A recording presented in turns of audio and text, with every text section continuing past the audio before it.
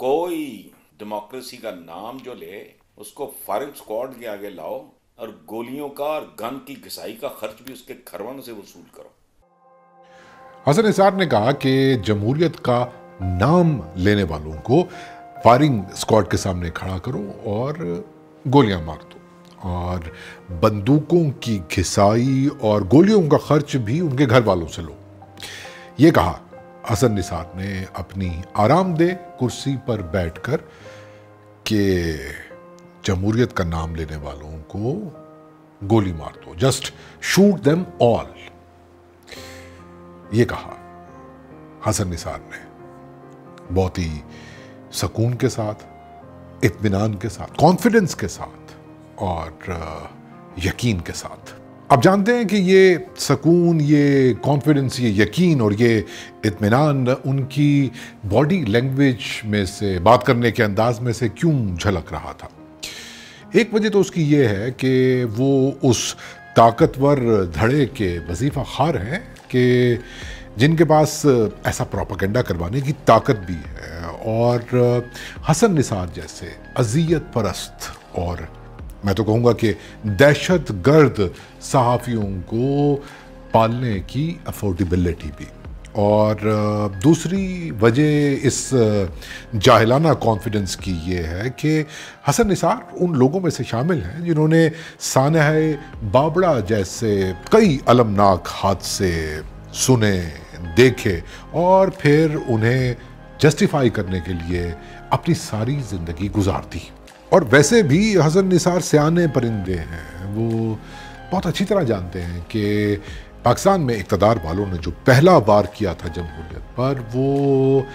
पख्तूनों की जमहूरी हुकूमत को गिरा कर किया था, जब बादशाह खान को गिरफ्तार कर लिया गया था और सरहद की असम्बली को तोड़ दिया गया था, और जब इस गैर जमहूरी हरकत पर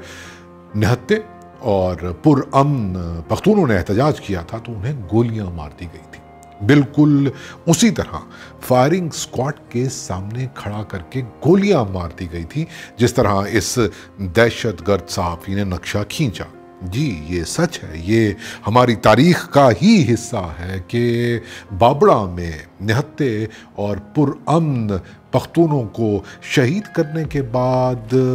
गोलियों का खर्चा उनके घर वालों से लिया गया था, जैसा कि हसन निसार ने रेफर किया। बल्कि एक बात बताना भूल गए हसन निसार साहब कि जब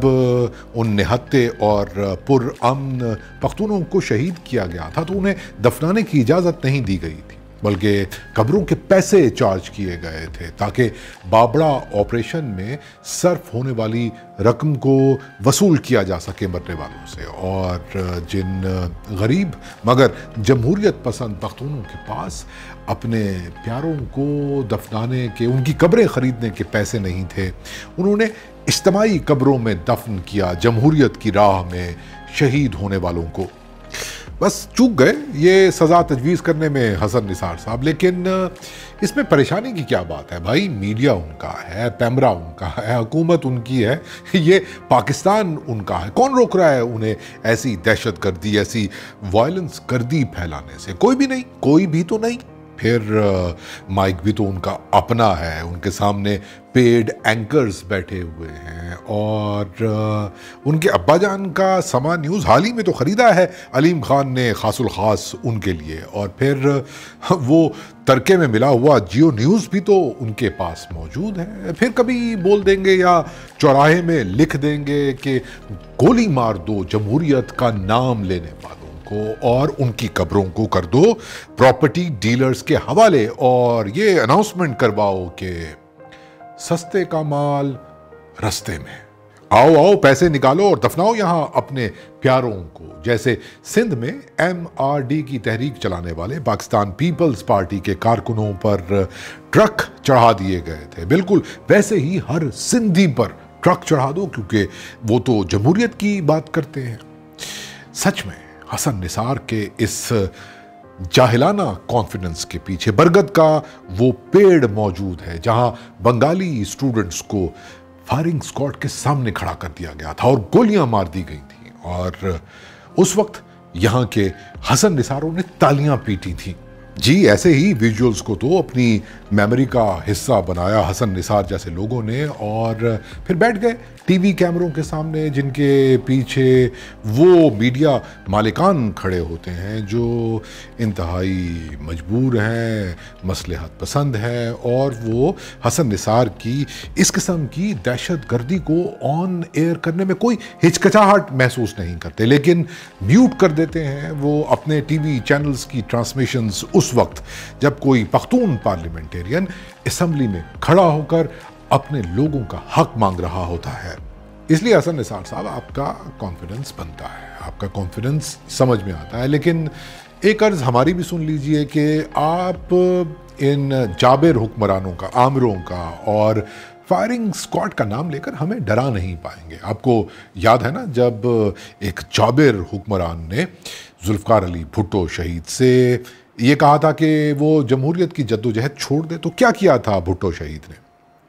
پاکستانی عوام کی خاطر، جمہوریت کی خاطر اپنی جان قربان کر دی تھی۔ اور آپ کو محترمہ بے نظیر بھٹو شہید بھی یاد ہوں گی جب انہیں آپ کے ایک چہیتے، ایک جابر حکمران نے یہ کہا تھا کہ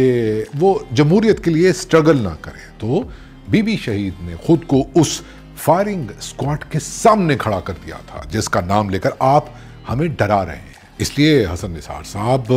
جان لیجئے کہ آپ بے شک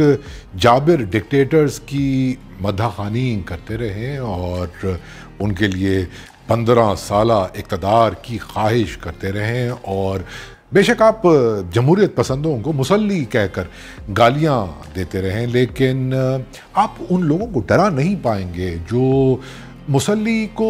گالی نہیں سمجھتے بلکہ ایک ایسا طبقہ سمجھتے ہیں جو خود جمہوریت کی امید ہے۔ جی حسن نثار صاحب، آپ ہم پراؤڈ مسلیوں کو ڈرا نہیں پائیں گے، کیونکہ ہمیں ان 75 سالوں میں آپ کے فائرنگ اسکواڈ کے سامنے کھڑے رہنے کی عادت پڑ چکی ہے۔